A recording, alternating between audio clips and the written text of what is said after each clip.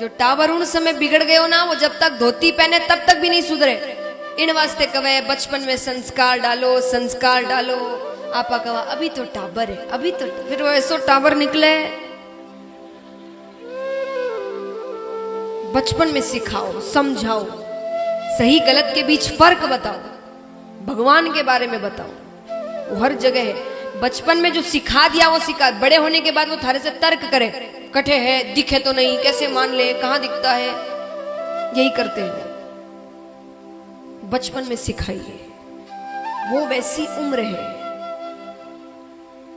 उस समय सिखाई हुई हर बात याद रहती है। एक छोटे से बच्चे से आप कहो वो गर्म है, उसे छूना मत, वो नहीं छुएगा, वो दूर रहेगा उससे। वही थोड़े बड़े से कहो कि वो गर्म है, उसे छूना मत, वो छूकर देखेगा गर्म है कि नहीं। जो कहोगे मत करना वो जरूर करेगा।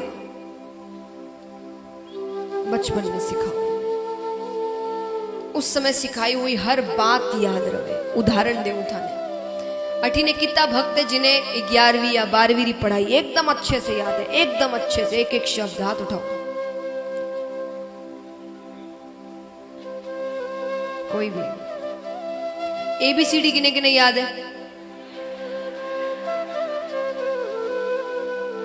ये सबसे बड़ो उदाहरण है। कुछ साल पहले की गई पढ़ाई ठीक से याद नहीं है, और बचपन में जो सबसे पहली चीज सीखा था वो आज तक सबने याद है। वो वैसी उम्र है, उस समय सिखाई। प्रेम अपनी जगह, सही गलत अपनी जगह। एक बहुत अच्छे व्यक्ति ने कहा था, कहते हैं कि आप, कई बार होता है ना बच्चे जिद करते हैं, रोने लग जाते हैं।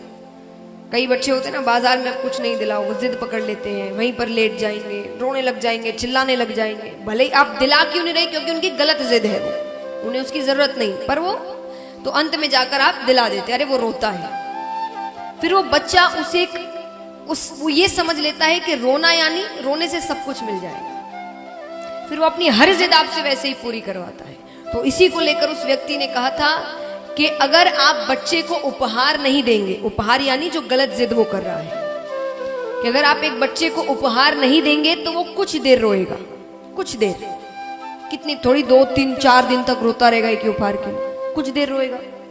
तो एक बच्चे को उपहार नहीं दोगे वो कुछ दिन रोएगा, लेकिन अगर उसे संस्कार नहीं दोगे तो वो जिंदगी भर रोएगा। आपके जाने के बाद उसकी जिद पूरा करने वाला कोई नहीं है। फिर वो अपनी जिद पूरी करने के लिए गलत रास्ते अपनाएगा, क्योंकि उसे वो चाहिए। और आपने ये नहीं सिखाया कि सही गलत क्या है, कि वो गलत जिद है तुम्हारी, वो नहीं मिलेगा, तुम कितना ही रो लो, जो गलत है वो नहीं मिलने वाला, और वो जो सही है तुम्हें आराम से मिल जाएगा। और हमने उसे वो सिखाया।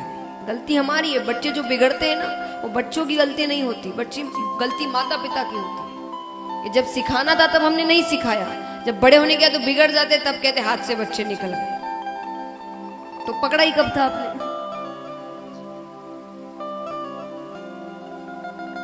आज ज्यादा से ज्यादा युवा जब भगवान के ऊपर सवाल उठाते हैं तो माता पिता को जवाब नहीं देते। क्यों? क्योंकि उनको खुद को जवाब नहीं पता, उन्होंने भी ठीक से सीखा नहीं, सुना नहीं, भगवान के बारे में जाना नहीं,